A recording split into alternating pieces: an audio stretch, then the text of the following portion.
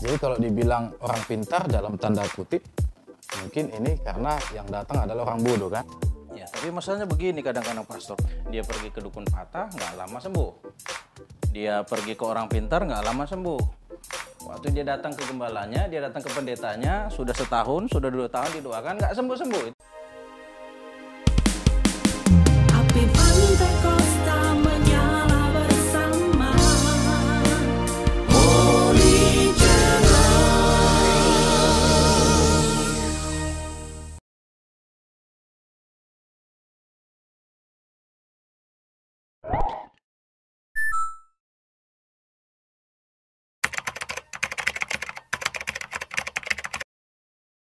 Okultisme itu seperti persekutuan dan percaya terhadap ilmu-ilmu gaib, ilmu gelap, dan lain sebagainya. Okultisme itu suatu bentuk kepercayaan supranatural seperti ilmu pelet. Okultisme itu adalah paham yang dianggap dan mempraktekkan kuasa-kuasa kegelapan atau roh-roh jahat yang terdapat dalam alam semesta atau pada diri dan lingkungan.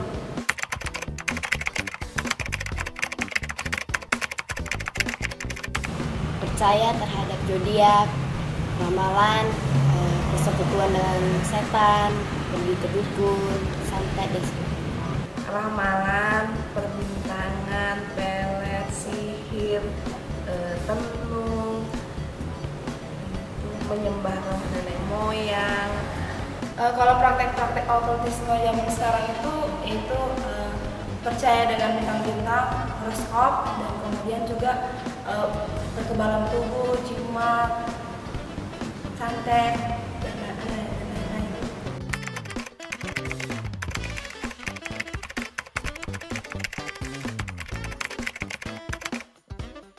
Kalau tidak dibereskan, maka akan mendapatkan kutukan sampai kepada keturunannya. Jiwanya tidak tenang, akan sangat terikat terhadap hal-hal gaib, sangat-sangat percaya terhadap hal-hal mistis, susah untuk dinasehati, jiwanya susah untuk menemukan ketenangan dimanapun dia berada, dan orang-orang seperti itu akan sangat-sangat bersusah hati. Seseorang itu pasti tidak akan damai, sukacita, jiwanya terikat, banyak kutuk, tidak takut Tuhan, dan menjauhkan diri dari Tuhan. Pengaruh okultisme dalam diri seseorang itu ya tidak percaya dengan Tuhan, tidak memiliki damai sejahtera, dan kemudian jiwanya akan selalu terikat dengan roh kegelapan itu. Kemudian dia akan mengalami kutukan.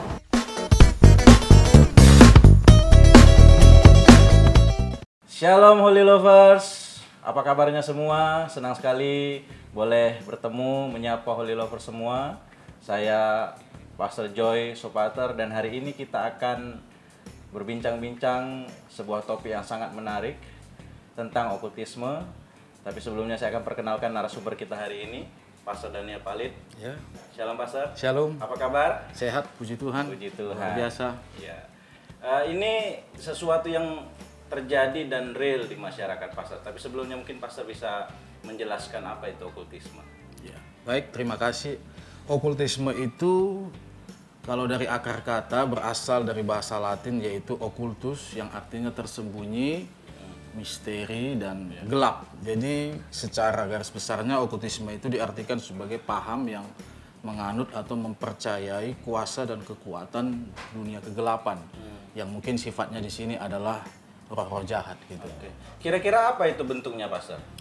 Bentuk-bentuknya okultisme itu ada dua ya, yaitu secara etimologinya ada yang tipe lunak seperti tahayul, ramalan, astrologi dan lain sebagainya. Tapi ada yang tipe keras seperti sihir, santet, dan sifat-sifatnya untuk melakukan segala sesuatu dalam tindakan-tindakan yang kejam gitu. Oke, ada tipe lunak, ada tipe yang keras. Ya.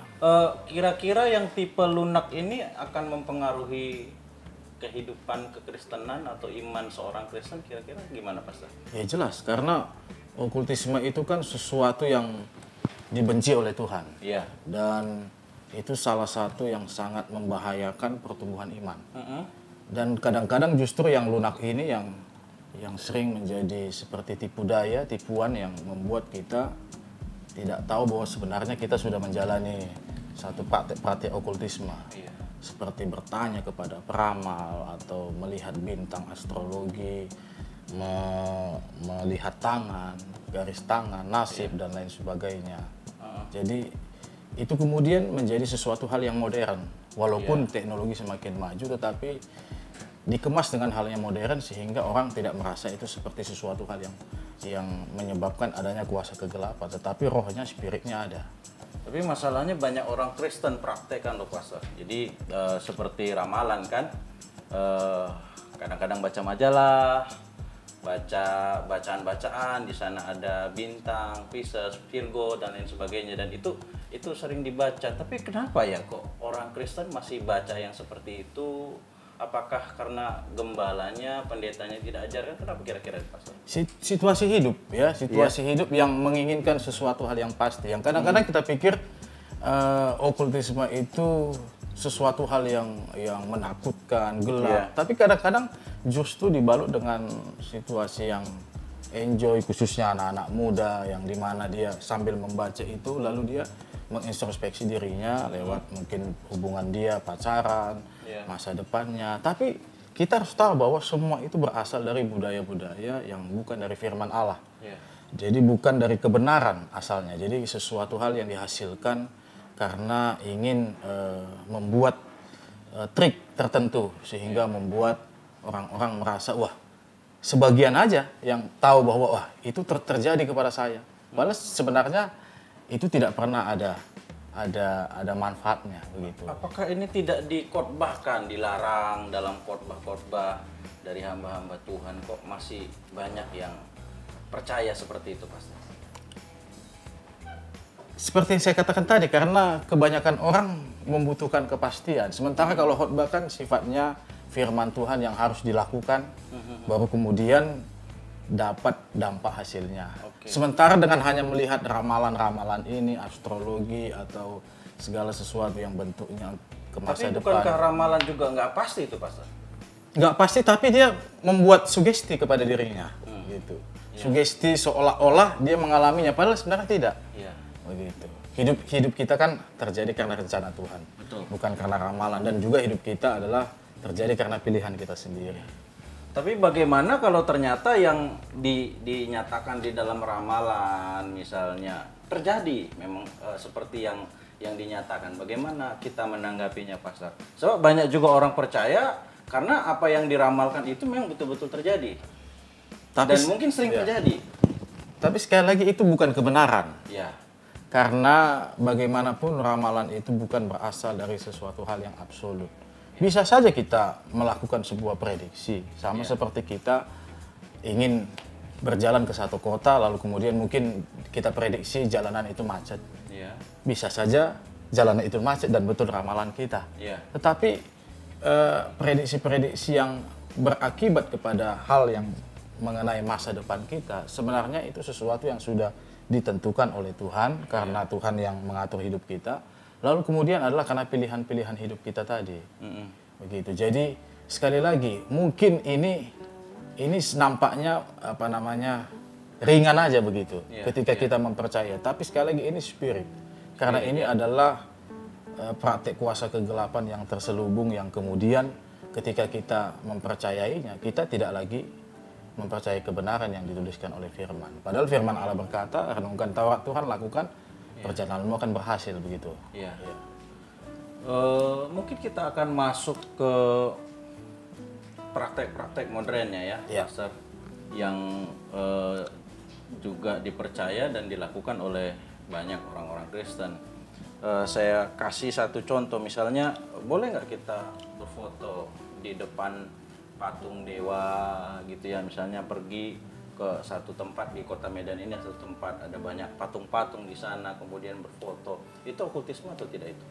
Tergantung dari motivasi kita ya. Kalau dalam posisi, mungkin ada orang berposisi berdoa atau menyembah atau sedang menghormati sesuatu, saya rasa tidak boleh kita lakukan. Kalau hanya gaya-gayaan, Pastor? Ya makanya motivasi kita yang menentukan begitu. Karena sekali lagi ketika kita tidak mempercayai itu semua, itu tidak akan ada efeknya bagi kita. Cuma kebanyakan orang sih merasa mempercayai itu sehingga punya nilai-nilai magic begitu. Iya. Rata-rata semua tempat-tempat wisata itu kan berasal dari kebudayaan-kebudayaan leluhur. Betul. Jadi bukan hanya kuil seperti Danau Toba misalkan, gunung, pohon, rumah dan lain sebagainya. Ada sifat-sifat mistik, ada budaya-budaya kultur yang secara historis dibawa oleh cerita dari mulut ke mulut sampai ke generasi sekarang. Tapi sekali lagi kita tidak mempercayai itu sebuah kebenaran begitu. Jadi kita tidak akan, ketika kita tidak mempercayai berarti kita menutup hati kita untuk sesuatu yang namanya okultisme itu. Bagaimana dengan pergi konsultasi dengan orang yang katanya orang pintar dan bahkan dalam prakteknya mereka menggunakan ayat Alkitab loh, Pastor. Nah, ini sudah agak lebih modern memang. Iya. Jadi kalau dibilang orang pintar dalam tanda kutip, mungkin ini karena yang datang adalah orang bodoh kan? Iya. Jadi Jadi orang pintar makanya, Pastor ya. orang pintar juga dalam tanda kutip bahwa dia bisa meramalkan sesuatu. Tetapi bukan saja, mungkinlah kita pakai bahasa dia adalah dukun atau orang yang bisa melihat sesuatu. Iya. Tapi bisa saja itu juga dilakukan oleh praktek seorang pendeta misalkan, seorang pelayan Iya. yang bisa saja juga melakukan praktek-praktek pengambilan ayat-ayat ini untuk mengambil sebuah keuntungan. Iya. Misalkan ada seorang pendeta gitu yang memang saya tidak mengatakan itu domain artinya terjadi kepada semua orang. Iya. Tapi ada saja oknum di dalamnya yang setiap kali dia mengunjungi tak di rumah manapun dia selalu bilang, oh ini ada setannya. Iya. Dan Alkitab selalu berkata begini. Oh, berarti itu pendeta praktikan okultisme Ah, juga, itu Pastor? okultisme modern secara Gitu ya? secara praktis ya, dunia pelayanan. Artinya dia bukan datang kepada orang pintar, yang justru dia adalah seorang hamba Tuhan gitu. Jadi bukan berarti kita nggak boleh berkata begitu. Kalau memang Roh Tuhan menyuruh kita seperti itu, tapi ada kebiasaan yang setiap kali dia memasuki satu tempat, satu rumah, satu kawasan, selalu itu yang Ini menarik ini, disampaikan. Pastor. Ini Jadi menarik, sehingga yang kadang-kadang orang-orang yang masih awam, dia buka toko, Iya. lalu ada seorang hamba Tuhan berkata, wah ini toko ini ada banyak setannya. Ya, Iya. jangankan di toko, di gereja mungkin ada setannya. Gitu. Jadi sesuatu yang agak janggal kalau seorang pelayan, pendeta, aktivis, dia kerjanya melihat hal-hal yang seperti itu. Kan begitu. Nah ini menarik bagi saya, Holy Lovers, ketika tadi Pastor Daniel Palit berkata bahkan ada pendeta-pendeta, ada hamba-hamba Tuhan yang mempraktikkan okultisme Iya. tanpa disadari oleh orang yang datang kepadanya untuk konseling. Kalau begitu akhirnya nanti akan banyak jemaat-jemaat yang jadi korban. Nih, Iya. nah, Pastor, supaya jemaat-jemaat nggak jadi korban dari pendeta-pendeta yang mempraktikkan okultisme, bagaimana jemaat awam membedakan pendeta yang murni dengan pendeta yang hanya mempraktikkan Alkitab dan sebenarnya dipraktikkan okultisme? Memang secara prakteknya memang agak sulit, tetapi secara bertahap seorang jemaat itu harus seorang yang benar-benar punya kekuatan pada firman. Iya. Artinya dia adalah seorang yang punya hubungan dengan firman, membaca. Lalu yang kedua, dia harus punya kekuatan dalam doa, hubungan komunikasinya dengan Tuhan. Iya. Sehingga itu menghasilkan sesuatu insting rohani di mana tanpa hamba Tuhan atau orang lain pun sebenarnya dia sudah bisa mengetahui ada sesuatu hal yang menjadi alarm, warning. Iya, tapi Begitu. kadang-kadang Dan itu kemudian tidak dimanfaatkan. Yang saya katakan tadi tidak semua hamba Tuhan, tapi kadang-kadang ada yang memanfaatkan. Yang lucunya begini, di toko, di sebuah toko dia kata ini banyak hantunya, tapi di rumah orang miskin tidak ada hantunya gitu. Jadi kadang-kadang agak aneh kita berkata begitu. Iya. Di rumah-rumah yang biasa, oh ini aman-aman aja. Iya. Jadi ada maksud-maksud terselubung. Maka itu katakan tadi, itu juga adalah praktek okultisme secara modern. Iya. Yang kemudian dipakai bukan saja orang pintar, tapi hamba-hamba Tuhan untuk mencari keuntungan dirinya sendiri. Jadi sehingga ketika dia tahu itu toko mungkin atau usaha ada kuasa kegelapannya, maka pendetanya akan dipanggil terus berdoa, lalu kemudian pulang-pulang dia dapat roti mungkin, dapat kue atau sesuatu yang menguntungkan gitu. Padahal sebenarnya orang percaya itu dengan dirinya sendiri dia percaya pada Yesus, dia bisa mengusir kuasa kegelapan itu. Jadi sebenarnya bukan situasi rumah itu sebenarnya yang menakutkan. Bagaimana hati kita? Karena kerasukan lebih mudah disembuhkan daripada orang yang dipengaruhi setan, kan gitu. Kerasukan hanya didoakan, diadakan doa pelepasan, pengikatan iblis, itu bisa keluar. Tapi orang yang dipengaruhi setan, misalkan seperti Saul, mulai dari iri, dendam, kepahitan, lalu dia akhirnya dipengaruhi setan dan akhirnya punya insting selalu negatif, membunuh, ingin melakukan perbuatan yang jahat, dan itu lebih sulit dikeluarkan. Gitu.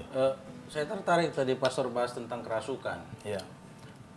Bisa nggak orang Kristen kerasukan, Pastor?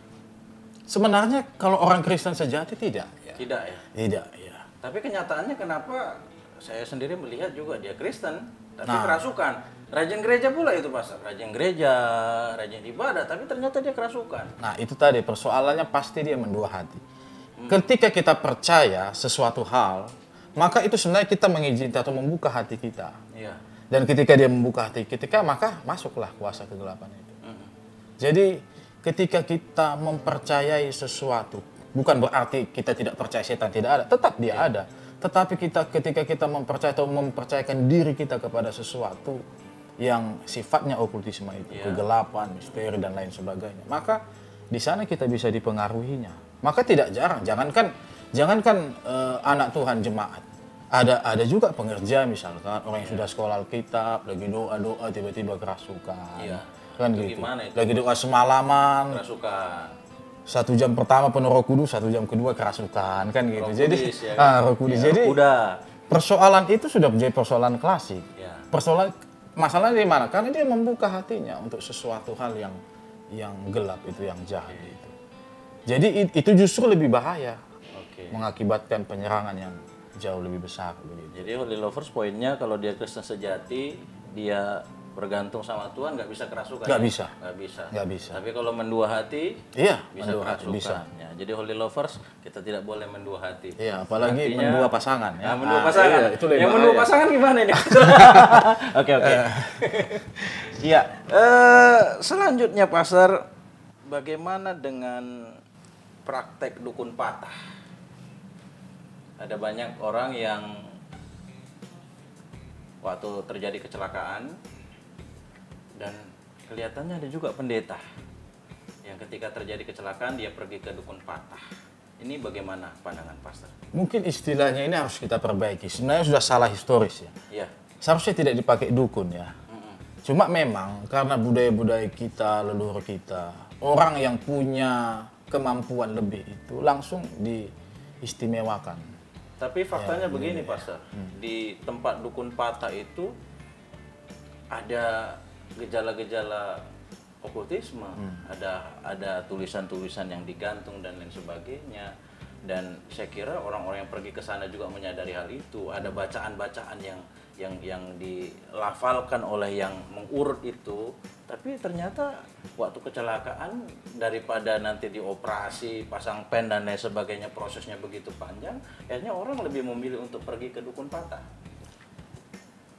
Itu sekali lagi memang ada yang seperti itu, tapi ada juga yang murni. Untuk melakukan pemijatan dan mengetahui urat gitu. Tetapi ada sebagian besar juga memakai itu. Sebagian besar kan? Pastor? Sebagian Ya. besar. Jadi kita tidak sarankan hal yang seperti itu. Tidak disarankan. Iya, jadi sebaiknya kita hindari. Terutama yang udah bersifat dengan mantra, karena kadang-kadang ketika dia mengobati sesuatu, dia mengucap sesuatu, kita nggak dengar apa yang dia ucap, tapi mungkin dia mengucapkan yang diucapkan leluhurnya, tentu yang diucapkan bapak. Karena biasanya dukun patah itu kan turun temurun dia. Dia bukan tiba-tiba dapat ilham dia besok jadi dukun patah, enggak. Jadi turun temurun biasanya karena kakeknya atau karena bapaknya. Jadi kemudian ilmu diturunkan. Lalu kau ucapkanlah ketika kau mengusut ini, kau ucapkan yang begini. Sebaiknya kita hindarkan yang begitu. Supaya tidak terjebak kita. Ya, tapi masalahnya begini kadang-kadang pastor, kenapa banyak jemaat-jemaat yang akhirnya lebih memilih pergi ke dukun, pergi ke orang pintar. Saya perhatikan gejalanya, dia pergi ke dukun patah, nggak lama sembuh. Dia pergi ke orang pintar, nggak lama sembuh. Waktu dia datang ke gembalanya, dia datang ke pendetanya, sudah setahun, sudah 2 tahun didoakan, nggak sembuh-sembuh. Itu gimana itu, Pastor? Karena doa kan sifatnya supranatural. Iya. Ada yang bisa terasa langsung, Betul. seizin Tuhan. Tapi ada yang membutuhkan proses, ketaatan dia, iman dia, ketekunan dia. Tapi kalau dukun ini kan sifatnya instan ya. Iya. Jadi sehingga orang datang langsung tahu gitu. Misalkan dia kehilangan sepeda motor. Kalau dia tanya pendeta siapa yang ngambil, mana tahu pendeta siapa. Iya. Kan begitu.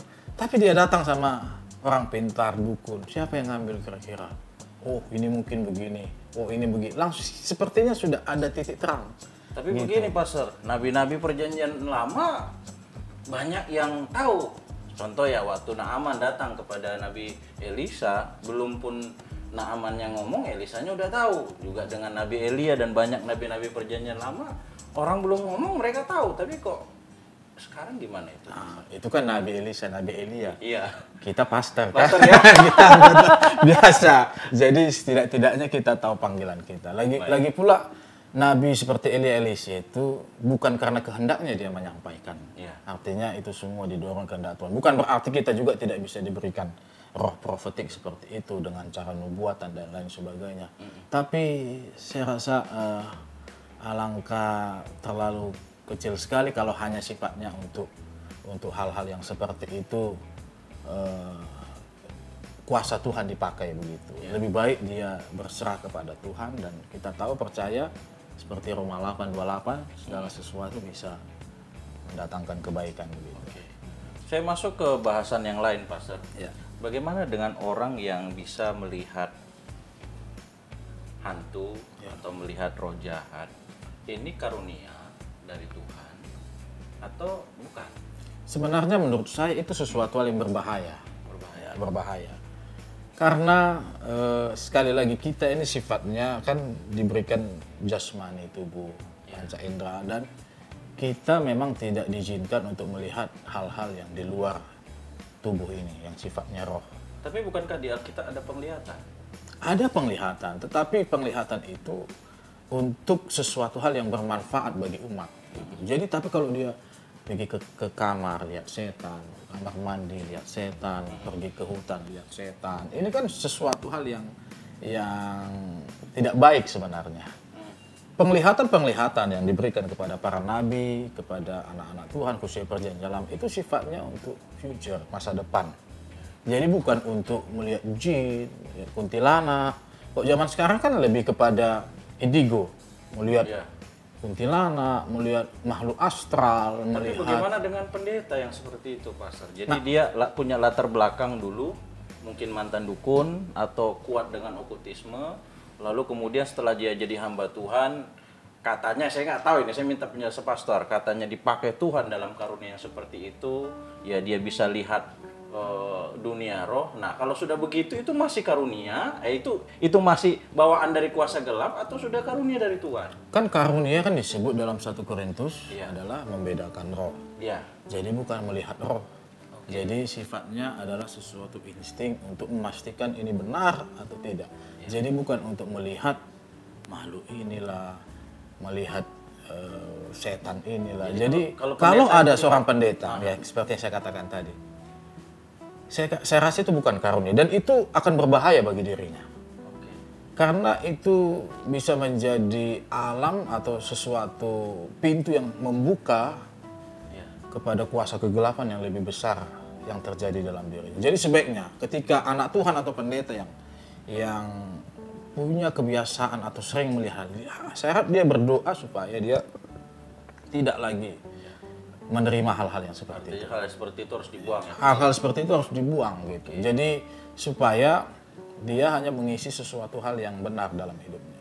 Karena kita bukan berarti kita tidak percaya setan, tetap kuasa kegelapan, kuasa roh jahat itu ada.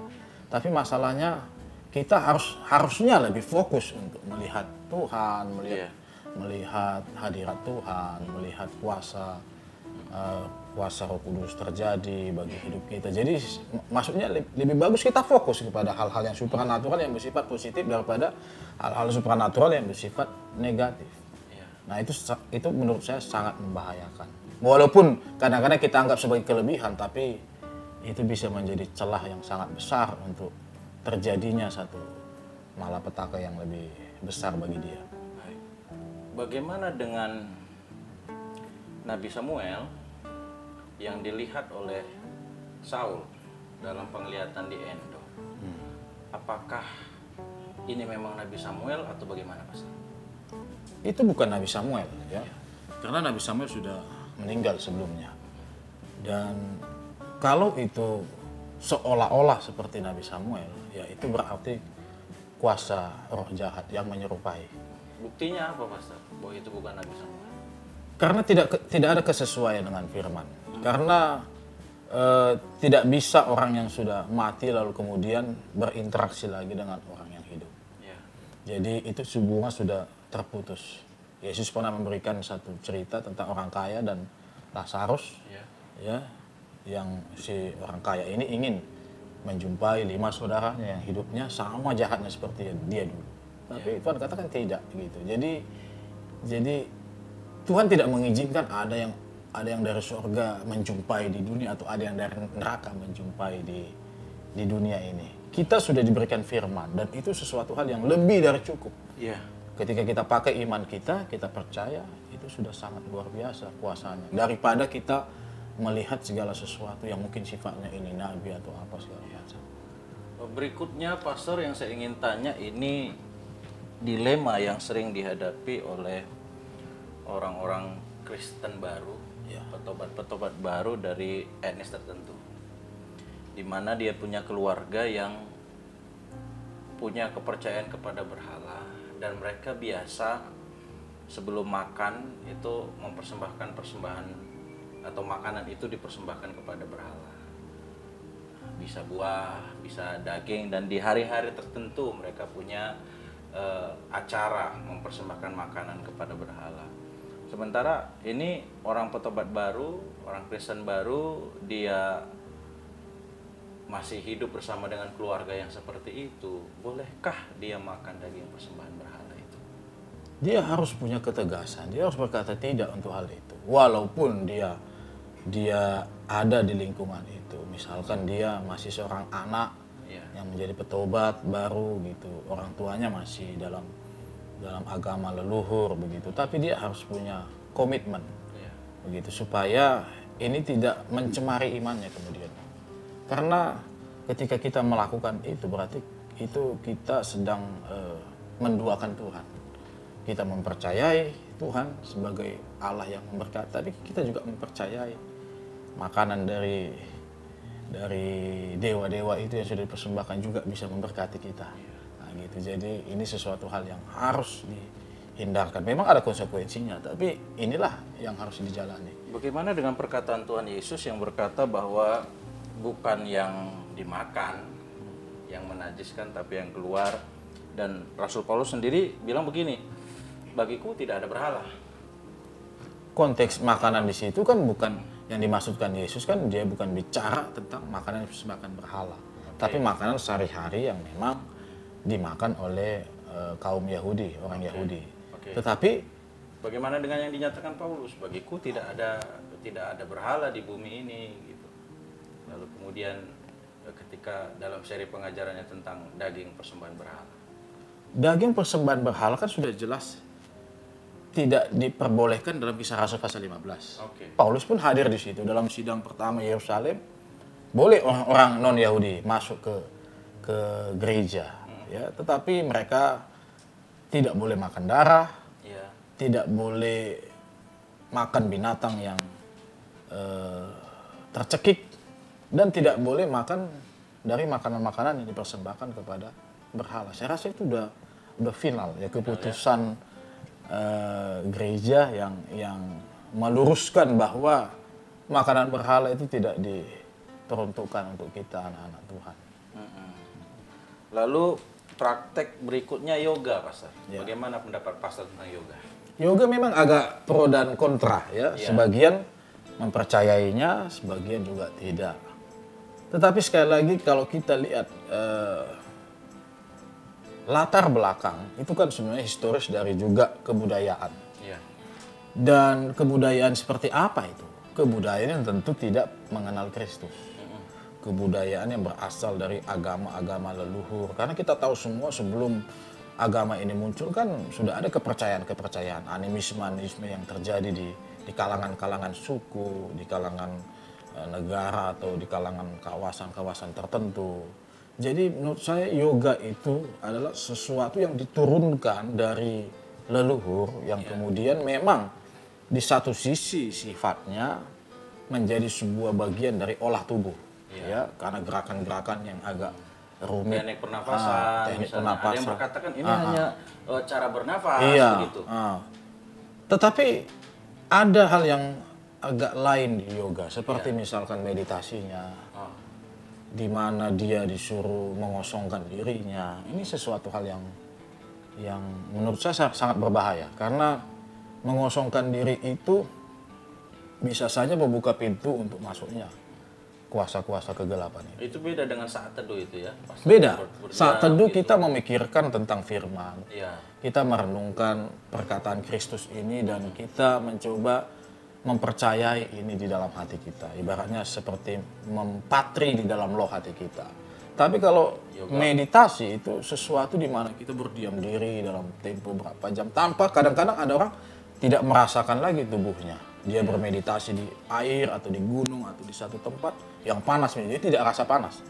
Bermeditasi di tempat yang dingin dia tidak bisa rasa dingin. Iya. Jadi ada sesuatu hal yang agak aneh. Jadi menurut saya sebaiknya kita tidak usah melakukan yoga. Jadi kalaupun kita ingin melakukan gerakan-gerakan olahraga, ya tidak perlu sampai melakukan meditasi-meditasi yang seperti itu. Sangat berbahaya. Baiklah Pastor, yang terakhir, bagaimana cara seorang jemaat menyadari bahwa dirinya itu terikat dengan kuasa gelap? Dan ketika dia menyadari, apa yang harus dia lakukan?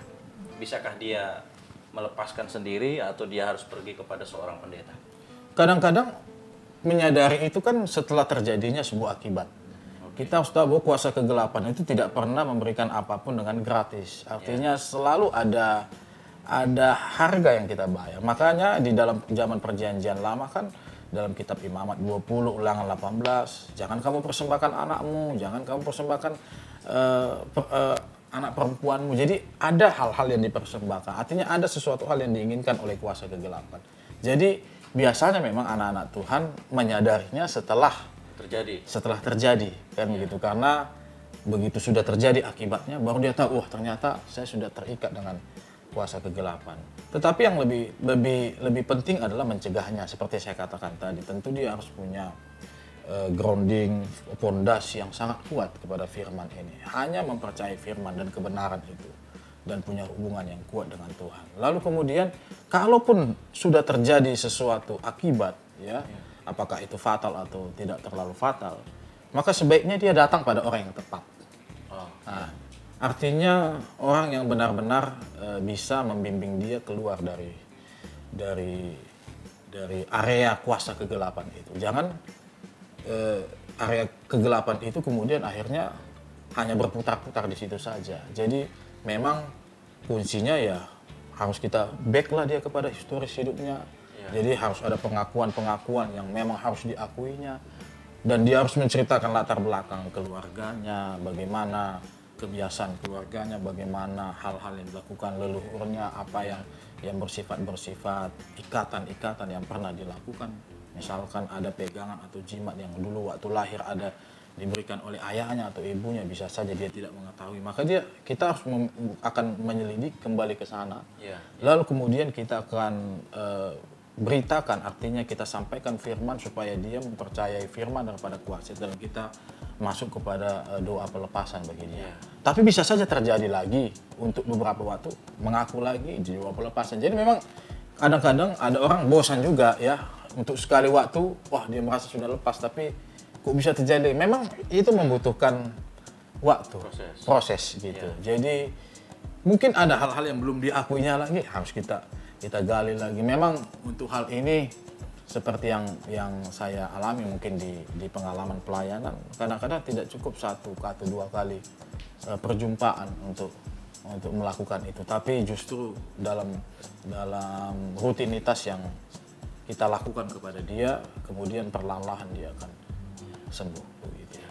Ya. Baiklah Holy Lovers, menarik sekali diskusi kita hari ini. Iya. Tentu saja tidak semua hal dalam okultisme ini kita bisa selesaikan hari ini. Iya, betul. Mungkin akan ada seri kedua, ketiga dan sebagainya. Nantikan saja. Tapi luar biasa hari ini narasumber kita. Boleh closing statement atau kesimpulan dari Pastor tentang okultisme? Silakan, Pastor. Ya. Saya hanya membacakan satu ayat firman Tuhan bagi kita untuk sebagai penutup. Di dalam Yesaya pasal 8 ayat 19 sampai ayat 20 di sana dikatakan begini.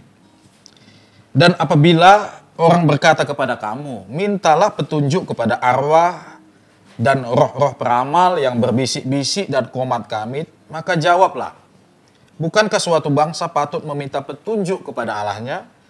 Ataukah haruskah mereka meminta petunjuk kepada orang-orang mati bagi orang-orang yang hidup? Ayat 20 berkata, carilah pengajaran dan kesaksian. Siapa yang tidak berbicara sesuai dengan perkataan itu, maka baginya tidak terbit fajar. Jadi artinya firman Tuhan mengajarkan kepada kita, jangan pergi minta petunjuk kepada arwah, kepada roh orang-orang mati, tapi carilah pengajaran. Carilah firman. Maka kita akan melihat sesuatu terang itu datang pada kehidupan kita, sehingga kegelapan itu yang akan otomatis akan keluar dari kehidupan kita. Kalau terang itu ada, kegelapan otomatis pasti akan hilang dalam kehidupan kita. Itu saja, Tuhan Yesus memberkati kita semua. Terima kasih banyak Pastor sudah Ya, Tuhan memberkati. bersama-sama dengan Holy Channel, dan saya kira kita semua diberkati dengan diskusi hari ini. Demikianlah diskusi kita hari ini. Nantikan topik-topik berikutnya seputar okultisme dan hal-hal yang lain yang akan dibahas di Holy Channel. Kalau Bapak Ibu, saudara-saudari Holy Lovers punya pertanyaan, boleh diketik pertanyaannya di kolom komentar. Kalau ada masukan dan kritik juga boleh masukkan di kolom komentar untuk kemudian menjadi source bagi kami untuk kemudian Holy Lovers ini boleh dikembangkan dengan baik. Demikian acara kita hari ini kita akan akhiri, tapi sebelumnya kita akan sebutkan tagline kita, Pastor. Kabarkan Injilnya, selamatkan jiwanya. God bless you.